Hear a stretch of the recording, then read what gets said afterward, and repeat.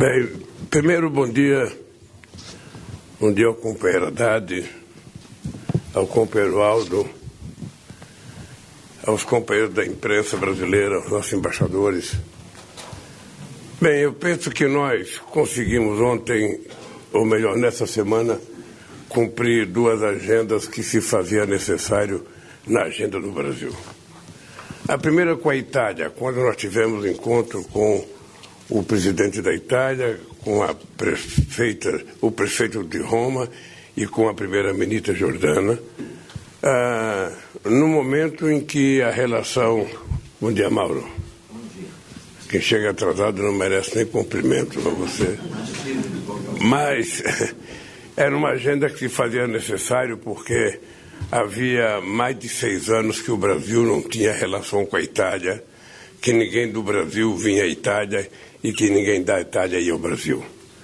Era uma certa perplexidade, sobretudo porque a Itália é um país que tem só naturalizados, nós temos 600 mil italianos e tem mais de 30 milhões de descendentes de italianos no Brasil.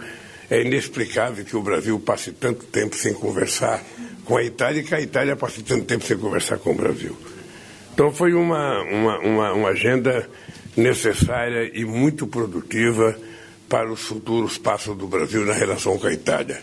Eu convidei o presidente Mattarella para ir ao Brasil, convidei a ministra Giovana para ir ao Brasil e eu espero que ele se dirija ao Brasil, porque faz muito tempo que não vai um dirigente italiano ao Brasil, muito tempo. E eu fiz questão de dizer para eles que era necessário alguém ir ao Brasil para ter um contato com a maior cidade italiana depois de Roma e depois da própria Itália, ou seja, o Brasil. E na França o encontro para discutir o novo pacto econômico, para discutir a questão do clima, foi muito importante pela possibilidade de termos relações de uma só vez com muitos países e, sobretudo, com muitos companheiros que são representantes dos países africanos. Eu tive várias bilaterais, marcamos vários encontros, todos os países africanos muito desejosos da volta do Brasil à África, da volta dos convênios com a África, da volta dos investimentos do Brasil, de financiamento da engenharia brasileira para fazer obras na África. E eu acho que foi uma reunião extraordinária, porque fazia muito tempo também que eu não encontrava com muitos presidentes. Alguns eu nem conhecia, outros eu já conhecia, porque, embora eu tenha deixado a presidência, muitos continuaram na presidência. E depois o almoço com o presidente Macron, que foi um almoço importante, porque nós colocamos a nossa pauta em dias, ou seja, nós levantamos todos os problemas que nós tínhamos que levantar, e o problema mais sério de tudo é o acordo União Europeia-Mercosul, no qual a França tem um papel importante, e nesse momento há um início de contrariedade da França com relação ao acordo. Nós conversamos com o presidente Macron, ele nos disse que a gente pode discutir, que não tem tema proibido para discutir, nós sabemos qual é o tema dele, ele sabe qual é o nosso tema, da mesma forma que ele tem que resguardar os interesses agrícolas dele. Nós temos que resguardar os interesses, sabe, das nossas pequenas e médias empresas, com a não aceitação, sabe, das compras governamentais.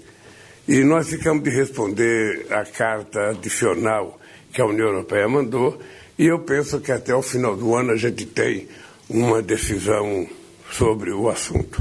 Eu espero que tenhamos capacidade e sabedoria de fazer esse assunto, porque é importante para a União Europeia, é importante para o Mercosul e é importante para o encontro que vai ter agora em julho da CELAC, que são todos os países da América Latina, com todos os países da União Europeia, para a gente estabelecer uma nova rodada de conversação para ver se a gente se aproxima, sabe, de um acordo também na CELAC. Bem, fora disso, nós tivemos encontros com empresários que tinham interesse de investir no Brasil, aqui na França, sobretudo na área de defesa, por isso que estava presente o ministro José Múcio, por isso que estava presente o brigadeiro Damasceno e por isso que estava presente o almirante Olsen, que nós estamos discutindo a nossa parceria estratégica na questão do submarino nuclear. Também tivemos conversas com Haiti, que é uma coisa mais triste, sabe? Um país abandonado à própria sorte, um país dominado pelas gangues, ou seja, onde já não tem mais eleições há algum tempo, e tivemos uma boa reunião com o primeiro-ministro.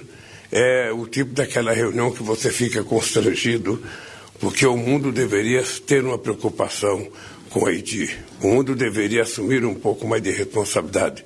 O Brasil passou 13 anos lá. 13 anos. O único país que colocou dinheiro vivo lá foi o Brasil. 40 milhões de dólares.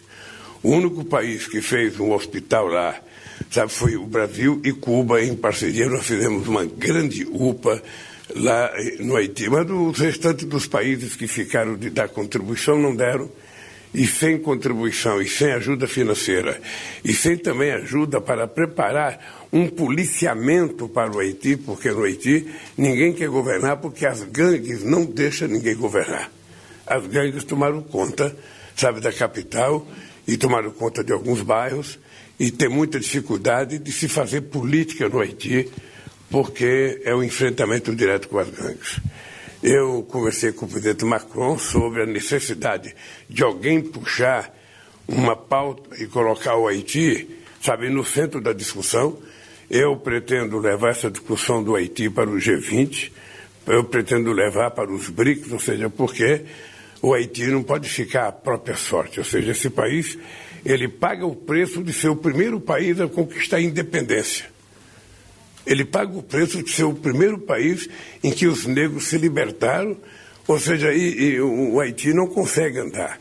Quando eu estava na presidência da outra vez, a gente tinha começado a discutir a necessidade de fazer uma pequena hidrelétrica no Haiti que poderia suprir as necessidades energéticas do Haiti.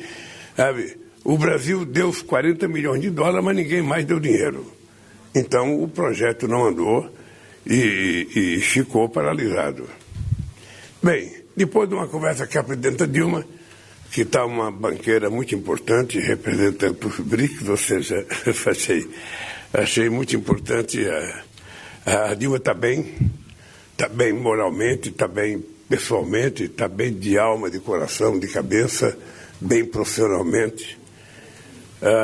E depois tivemos uma conversa com o Lian, com o nosso presidente do BID, ou seja, um brasileiro que está lá presidindo uma instituição que tem ajudado muito a América Latina e a América do Sul, e o Haddad teve uma conversa mais prolongada com ele, tentando mostrar para ele as necessidades que o Brasil tem de construir projetos interessantes, sobretudo na questão da transição energética, para que a gente possa receber os investimentos necessários para garantir a matriz energética mais limpa do planeta, né? Eu tenho muito orgulho, e vocês viram que eu falei com muito orgulho, que da energia elétrica brasileira, 87% da energia é limpa e renovável, e da matriz total da energia brasileira, 50% é limpo, conta 15% do mundo. Significa que o mundo tem que fazer muito para chegar perto do Brasil no que se trata de energia limpa e renovável. E nós agora, no mês de julho, vamos apresentar um projeto em que vai acontecer muita, mas muita coisa nessa questão da produção de energia eólica, de energia solar, de energia de hidrogênio verde, porque o Brasil vai ser certamente um exportador de hidrogênio para algumas partes do mundo. Bem, vocês sabem que no Brasil as coisas estão andando bem. O Haddad está muito entusiasmado porque, com todas as conversas que ele está tendo no Congresso Nacional, ele está certo que a gente vai aprovar a reforma tributária, sabe, com muito sinal de que será a primeira reforma tributária em tempo de democracia. Presta atenção, a última foi em 1964. A gente tinha tido um golpe nesse país. Então, fazer reforma agrária, fazer reforma tributária com golpe é muito fácil. Agora, fazer ela discutindo democraticamente num Congresso onde nós não temos maioria, significa que você tem que ter habilidade para construir essa maioria, e o Haddad tem sido um mestre nisso, junto com o Jacques Wagner, junto com o Guimarães, e junto com o Randolph, na articulação com o Congresso Nacional. Eu estou voltando para o Brasil hoje, descanso amanhã, depois nós temos Letícia, na Colômbia, no encontro com cientistas para discutir a questão da Amazônia. Depois nós temos em julho a CELAC, que será em Bruxelas. E depois nós temos mais uma viagem sobre os BRICS em agosto. Depois o G20 em setembro. E depois nós vamos cuidar da alma, porque está muito cansada a agenda. Dito hein? Quem quiser fazer pergunta com o Pedro Cristiano, sabe? Mas como você já fez a pergunta,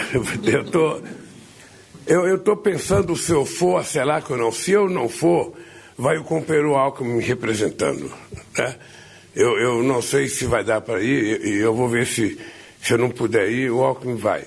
Às vezes a gente tem que ir, porque se a gente não for, passa a ideia de que a gente não está dando importância a um evento que envolve todos os países da América Latina, e o Brasil é o criador da CELAC.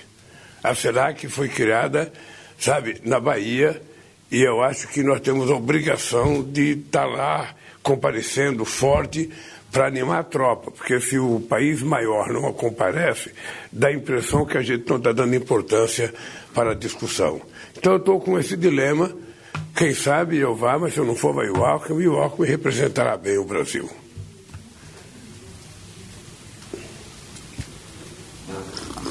A gente vai distribuir o microfone aqui, conforme pedido. Odé, você não tem um microfone não para você coordenar isso? Vou pegar um aqui. Tem que ter um microfone para você coordenar, cara. Bom dia. Bom dia, presidente. Marcos Uchoa, aqui da TV Brasil.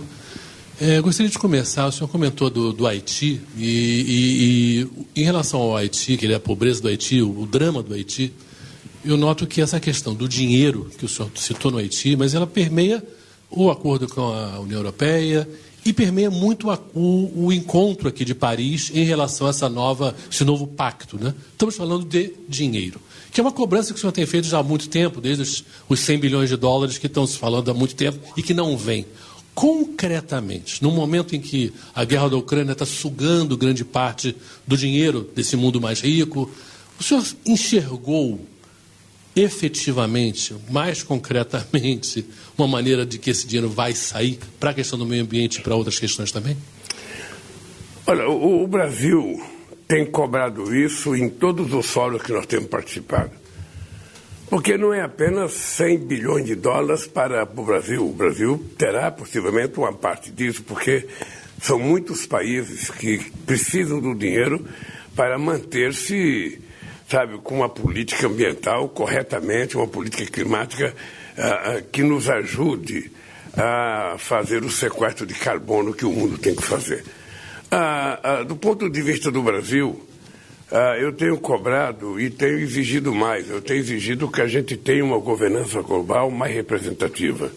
Sem uma governança global que tome decisões e essas decisões sejam efetivadas e controladas por essa governança global, a gente tem pouca chance de ver as coisas acontecer. Pelo simples fato. Você faz uma COP no Egito, como vai nos Emirados Árabes, como vai ter agora no final do ano. Aí você toma decisões importantes. Essas decisões importantes ela não é definitiva, ela não é auto-aplicável. Você precisa voltar para o seu país e decidir dentro do seu Congresso, nas instituições do seu país, a aprovação ou não. E muitas vezes as coisas que são aprovadas lá fora não são aprovadas dentro do país. Eu poderia pegar um exemplo, o protocolo de Kyoto, que não passou na maioria dos congressos. Eu poderia pegar Copenhague, onde foi sugerido 2.100 bilhões de dólares, que foi em 2009. Já fazem 14 anos e até agora não saiu dinheiro. Poderia pegar o Acordo de Paris, que talvez tenha sido uma das melhores coisas feitas na questão ambiental, mas que também não está sendo aplicada. Porque não é impositivo. Há uma decisão e você não tem, sabe, quem exerça a cobrança. E é por isso que nós temos dito que é necessário uma governança global. E essa governança global, diga-se de passagem, chama-se ONU, e a ONU tem que estar fortalecida. A ONU de 45 não representa mais a ONU de 2023. É outra geopolítica, são outros atores mais importantes. Não tem explicação que a América Latina não esteja presente no Conselho de Segurança da ONU. Não tem explicação que a África não tenha 2 ou 3 países no Conselho de Segurança. Não tem explicação que a Índia não esteja, que a Alemanha não esteja, que o Japão não esteja, que o Brasil não esteja. Sabe? Então, é preciso a gente renovar a direção da ONU para que a gente possa ter um organismo multilateral com poder de decisão. Se você tomar uma decisão e não for cumprida, aí sim você pode estabelecer uma punição que todos os países que estão cumprindo têm que impor àquele que não está cumprindo. Se não for assim, não vai funcionar. Se não for assim, cada um se tranca dentro do seu próprio umbigo e as coisas não andam. E a questão climática é uma coisa muito séria. Essas mudanças de intempéries que a gente está assistindo todo dia, chovendo demais da onde não chovia, fazendo seca demais da onde não tinha seca, tendo furacão aonde não existia. Ou seja, tudo isso significa mudança de comportamento do planeta contra a espécie humana, ou melhor, a espécie animal que mora aqui. E é nesse aspecto que o Brasil aparece com muita força. Não só porque tem a maior reserva florestal, a maior reserva de floresta tropical do mundo, mas porque, se a gente juntar o Brasil e a América do Sul, a gente tem um montante muito especial. Por isso, o encontro em agosto, dia de 10 a 12 de agosto, com todos os países da América do Sul, mais a Guiana, Suriname e a Guiana Francesa, que nós convidamos o Macron, porque a maior fronteira, sabe, da França é com o Brasil. Não sei se eles já se aperceberam disso, mas é preciso notar que a maior fronteira é com o Brasil e eles fazem parte da Amazônia. E, portanto, ele tem que participar desse encontro para fazer parte da política de preservação da nossa floresta. Não só preservação, mas como explorar cientificamente a riqueza da biodiversidade da Amazônia. Como fazer da biodiversidade da Amazônia e da boa pesquisa, que, na minha opinião, tem que envolver o mundo inteiro, sabe, o sustento com qualidade de vida para 28 milhões de pessoas que moram só na Amazônia brasileira e 50 milhões que moram em toda a Amazônia, envolvendo os outros países. Tudo isso está em jogo. Ontem, quando eu coloquei a questão da luta contra a desigualdade junto com a luta do clima, é porque a desigualdade hoje ela é mais forte do que era há 30 anos atrás. Hoje a desigualdade ela é múltipla. Você tem desigualdade de renda, você tem desigualdade social, você tem desigualdade na saúde, você tem desigualdade de gênero, você tem desigualdade racial, você tem desigualdade na oportunidade. Ou seja, o mundo está mais cheio de desigualdade do que de igualdade. E o que nós precisamos é indignar a sociedade contra a desigualdade. Tem coisas que acontecem no mundo que a gente não consegue se explicar. Ou seja, o ser humano, ele é por si só uma espécie animal muito fraterna, muito solidária. A gente nasceu para viver em comunidade. O ser humano, ele vivia solidariamente, sabe? Uns ajudando os outros. Hoje a individualidade tomou conta da espécie humana. Eu não sei onde que a gente vai parar. Sabe, nós estamos, na verdade, deixando de ser seres humanos com sentimentos para virarmos algoritmos. E eu acho que isso não é bom. E as pessoas vão perdendo a sensibilidade. Sabe? Ontem, naquela reunião em que tinha muitos países africanos e muitos outros países, a questão do Haiti não entrar é uma noção básica de que, sabe, o Haiti não é problema de ninguém. Quando, na verdade, o Haiti é problema de todos nós. E todos nós deveríamos ter uma postura de assumir o mínimo necessário para ajudar com que o Haiti saísse da situação que ele se encontra. E aí outros países. No Brasil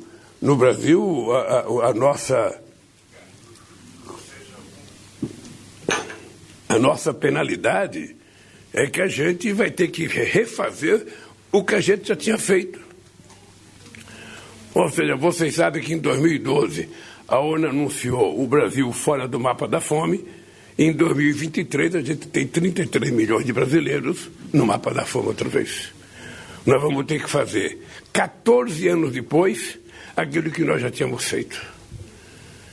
Então é por isso que eu fiz o discurso colocando a igualdade, sabe, que é uma postura muito forte do Papa Francisco, sabe, e que é minha também, porque eu acho que se a gente não tiver capacidade de mobilizar a humanidade contra a desigualdade, nós seremos todos derrotados. Presidente, Sônia Blota, TV Bandeirantes, pertinho, tá bom agora? Presidente Sônia Blota, TV Bandeirantes, prazer estar aqui. Presidente, o senhor falou sobre acordo Mercosul-União Europeia, que é uma vontade do senhor, né, um acordo que há 24 anos não sai do papel. E eu queria saber, quando o senhor esteve frente a frente com o presidente francês Emmanuel Macron, quais foram os pontos que os senhores conversaram para que finalmente saia esse acordo? Olha, o presidente Macron, ele tem dificuldade no Congresso. Ele tem dificuldade no Congresso. E se a gente puder conversar com os nossos amigos mais à esquerda para poder ajudar a que seja aprovado um acordo do Mercosul, nós vamos fazer. Não tenha dúvida que nós vamos conversar com todos os amigos que a gente tiver aqui na França para ver se a gente consegue convencer as pessoas da importância. Porque não é o protecionismo que vai ajudar. Ou seja, é muito engraçado esse mundo, porque dos anos 80 para cá, tudo que as pessoas falavam é de quanto mais abertura, melhor, quanto mais livre comércio, melhor. Você dá conta agora, quando chega, às vezes, dos países em desenvolvimento competir em igualdade de condições, os mais ricos viram protecionistas.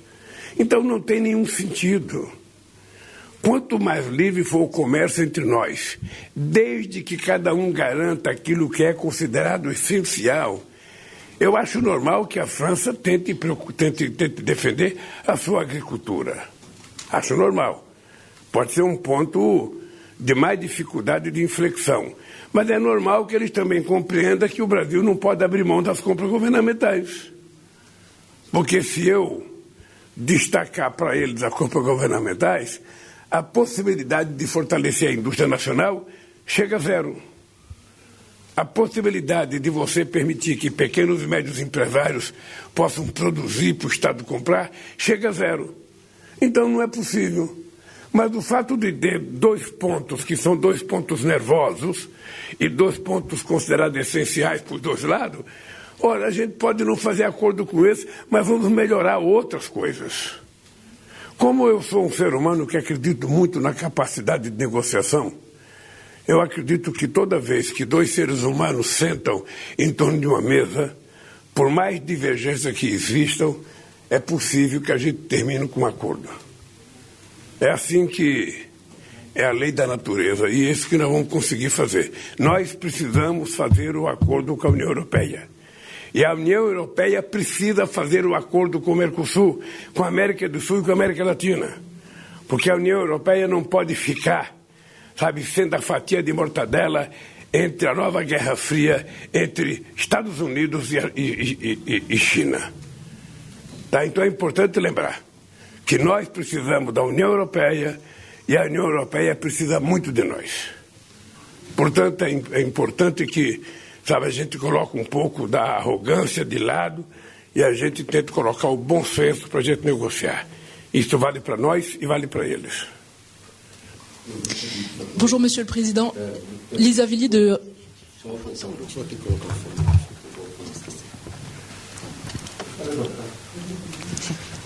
Bonjour, Lisa Villy de Radio France. J'aurais aimé que Rádio France. O senhor pode falar sobre a entrada, o anúncio da rebelião armada na Rússia? Não posso falar Lamentavelmente não posso falar porque eu não tenho as informações necessárias para te falar. Eu, quando chegar ao Brasil, que eu me informar de tudo o que aconteceu ontem, que tiver várias informações, aí eu posso te falar. Mas agora seria chutar, sabe, de forma precipitada uma informação que eu não tenho. Eu ouvi dizer, mas não tenho informação e eu pretendo não falar de uma coisa tão sensível sem ter as informações necessárias.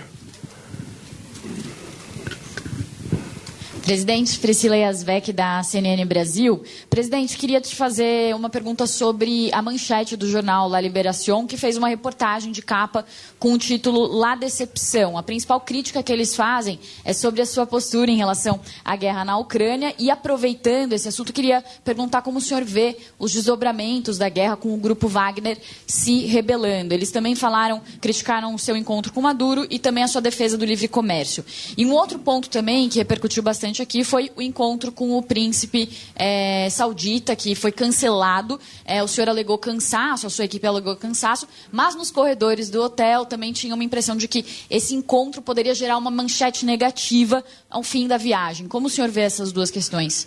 Veja, eu não pensei nisso. Sinceramente, eu não pensei nisso. O que eu sabia é que havia uma proposta de ter uma reunião com um príncipe da Arábia Saudita que queria discutir investimento no Brasil.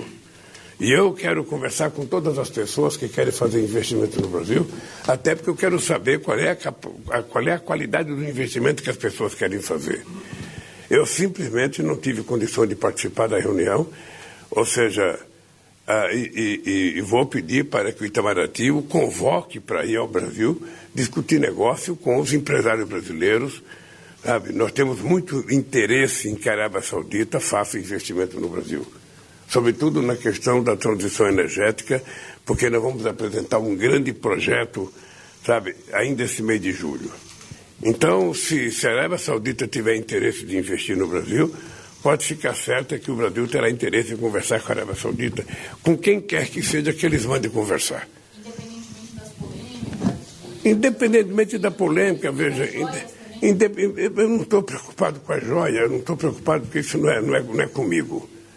Eu estou preocupado com o seguinte: se tiver empresários da Arábia Saudita que queiram fazer investimento no Brasil, o Brasil terá interesse em receber esses empresários, seja através do Ministério da Indústria e Comércio, seja através dos nossos empresários, e conversar da forma mais civilizada possível, com o interesse que é inerente ao povo brasileiro, porque nós precisamos fazer a economia brasileira crescer. É isso. Com relação à liberação, ora, eu não fico chateado quando um europeu, no caso da guerra, pensa diferente de mim. Eles estão no centro da guerra. Eu estou a 14 mil quilômetros de distância.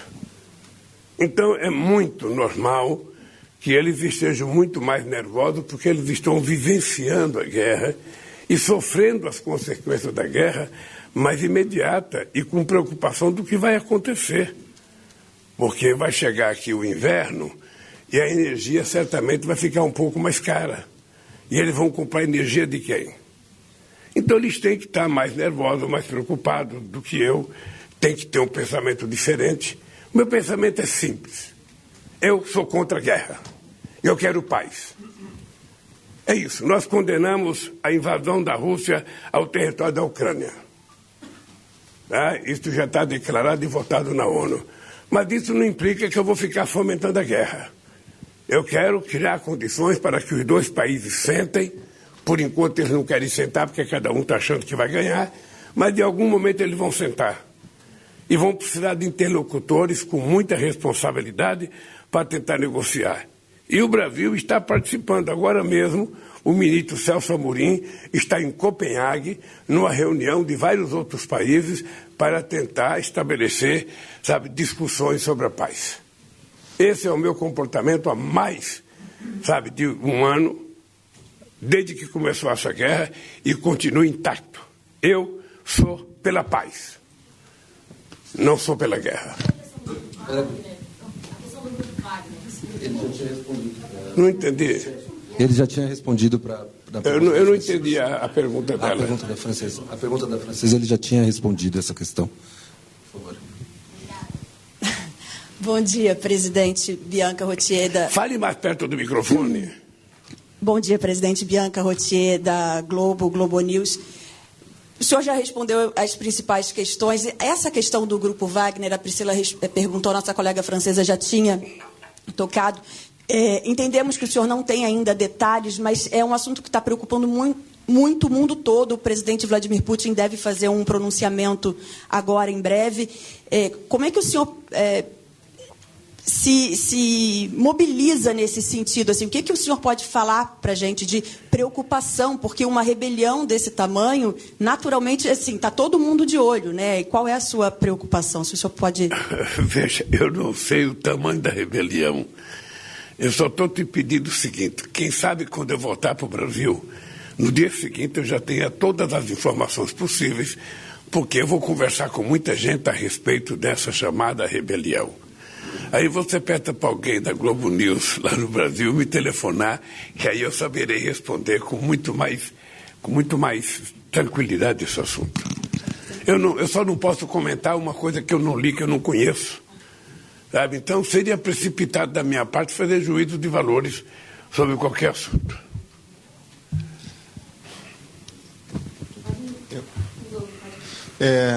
Nessa questão... Fernanda Schemberg, do Jornal Globo. Nessa questão da guerra ainda, como é que foi a conversa com o Macron? Porque é muito evidente a diferença de visão, de postura de encarar a questão do conflito ucraniano entre o Brasil e a França. Houve alguma convergência, alguma aproximação? Cada um se manteve na sua posição? E só uma pergunta: o senhor veio aqui nesse encontro e participou do encerramento somente, né, do encontro. O senhor acha que esse é o jeito certo de discutir essa questão do Pacto Global? O senhor acha que a posição dos países ricos estão corretas em propor esse tipo de discussão desta forma, nesse modelo, como foi feito aqui? Olha, eu acho que quando a gente começa a fazer uma discussão, se o modelo que foi estabelecido não foi correto, a gente vai corrigindo ele e vai chegar o momento que a gente vai chegar à perfeição do modelo de discussão que a gente tem que fazer. O dado concreto é que nós estamos tendo consciência que as instituições que foram criadas logo depois da Segunda Guerra Mundial já não representam mais aquilo para o qual elas foram criadas. O Banco Mundial não representa mais, o FMI não representa mais e a própria ONU já não representa mais. A ONU, quando ela foi criada, ela teve força de criar o Estado de Israel. Hoje ela não tem força para manter a demarcação de terra dos palestinos. As guerras estão acontecendo, são guerras, sabe, determinadas e pensadas por membros do Conselho Permanente. Quando os Estados Unidos invadiu o Iraque, os Estados Unidos era membro permanente da ONU e ele não consultou ninguém. Quando o Sarkozy e a Inglaterra invadiram a Líbia, eles eram membros do Conselho Permanente e não consultaram ninguém. E quando o Putin invadiu a Ucrânia, ele é membro também efetivo e não consultou ninguém. Então significa que as instituições estão falidas. O mundo de 2023 precisa de outras instituições mais fortes, mais representativas, com maior participação. É isso. Ora, a diferença entre o Macron e eu na questão da Ucrânia, eu vou repetir. Há muito tempo eu sei o que o Macron pensa sobre a guerra da Ucrânia e há muito tempo o Macron sabe o que eu penso sobre a guerra da Ucrânia. Eu não levarei ele a pensar como eu, porque ele está distante, ele está no outro mundo. Ele está próximo do campo de batalha. E eu tenho um oceano Atlântico, sabe, de diferença. E eu acho que mesmo aqueles que estão defendendo a guerra, mesmo aqueles que estão ajudando a Ucrânia, querem a paz. Eu tenho certeza que todo mundo quer paz. Acontece que a paz só vai acontecer quando os dois combatentes chegarem à conclusão que é preciso ter paz. Então, eu vou esperar esse momento. Eu, no G7, conversei com a Indonésia, conversei com a China, conversei com a Índia, conversei com o Vietnã. Nós temos conversado com vários outros países. O Celso Amorim já foi a Kiev, o Celso Amorim já foi a Moscou, ele agora está em Copenhague, ou seja, o presidente da África do Sul já foi à Rússia, já foi à Ucrânia. Ou seja, tem muita gente brigando pela paz. Tem muita gente tentando encontrar um caminho para que a gente chegue à paz. Eu espero que logo, logo também os Estados Unidos estejam querendo encontrar a paz. E aí vai ficar mais fácil a gente fazer a paz. Pronto, gente.